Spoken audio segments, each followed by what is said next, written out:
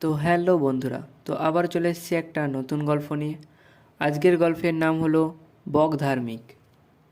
পাহাড়ের ধারে এক গভীর বন।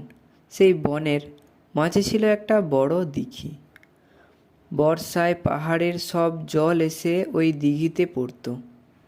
দিঘিটা ছিল খুব গভীর, তাই দিঘির জল কখনোই শুকোতো না। সারা বছরই তাতে জল থাকতো। দুই এক বছর যদি বৃষ্টি নাও হতো, তবুও দিঘির জল শুকোতো না। সেই টইটুম্বুর দিঘিতে থাকতো প্রচুর মাছ, কাঁকড়া আর ব্যাঙ। আর দিঘির তীরে গাছে গাছে বাসা বেঁধে থাকতো বেশ কিছু বক। তারা দিঘির মাছ, কাঁকড়া আর ব্যাঙ খেয়ে পেট ভরত। মাছ, কাঁকড়া আর ব্যাঙেদের এই জন্য খুবই সাবধানে থাকতে হতো। বগেদের দলের মধ্যে একটা বগের বেশ বয়স হয়েছে। বুড়ো হয়ে পাড়ায় সে আর আগের মতো চটপট মাছ ধরতে পারে না। কোনো দিন তার খাওয়ার জোটে, কোনো দিন জোটে না। এইভাবে তো বেশি দিন বাঁচা যায় না। বক তাই এক ফন্দি বের করলো। একদিন সে দেখলো একটা কাঁকড়া গুটি গুটি হাঁটতে হাঁটতে তার দিকেই আসছে। সে তখন দাঁড়িয়ে দাঁড়িয়ে মায়া কান্না কাঁদতে লাগলো। তার চোখ দিয়ে অঝরে জল ঝরছে।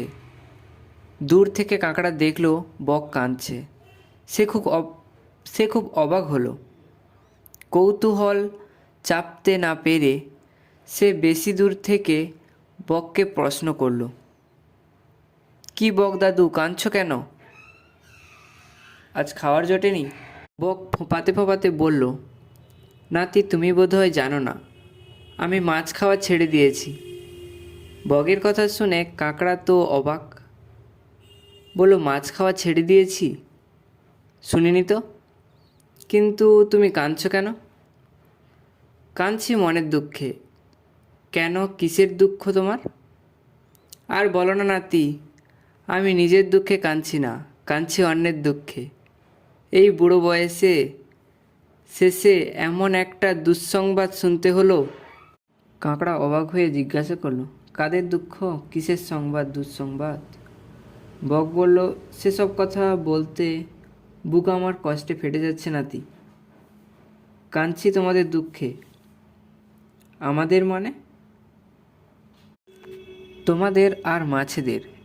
এইমাত্র শুনে এলাম পণ্ডিতরা বলাবলি করছে আগামী এক যুগ দারুণ অনাবৃষ্টি হবে। সে খাড়ায় আমাদের এই দিঘির জল একেবারেই শুকে যাবে। জলের অভাবে তোমরা তো সব মরে যাবে। তবু তোমাদের পা আছে, চেষ্টাচারিত করে হয়তো অন্য জলাশয় খুঁজে নিতে পারবে। কিন্তু মাছেদের কি করবে? সকাল থেকে এসব ভাবনা ভাবছি, আর চোখ দিয়ে আপনা আপনি জল বেরিয়ে আসছে। বগের মুখে কথাটা শুনে কাকড়া তো ভয়ে আতঙ্কে উঠল। বলল, না দাদু, আমাদের ঠ্যাঙের বেশি জোর নয়। তাছাড়া জঙ্গলের মধ্যে দিয়ে হেঁটে হেঁটে আমরা অন্য জলাশয়ে যেতে পারবো না। পথে শিয়াল আছে, তোমরা আছো। আমাদের ফাঁকায় পেলে কেউ ছেড়ে কথা বলবে না। আমাদের অবস্থাও ওই মাছেদের মতোই হবে। আমি যাই, ওদের খবর দিই। কাকড়া গিয়ে মাছেদের দুঃসংবাদটা দিল। খবর শুনে মাছেদের মাথায় যেন বজ্রাঘাত হলো। তারা একজোট হয়ে নানা সালা পরামর্শ করে শেষে ঠিক করলো বগের কাছে যেতে হবে, যদি সে কোনো বুদ্ধি বাতলাতে পারে।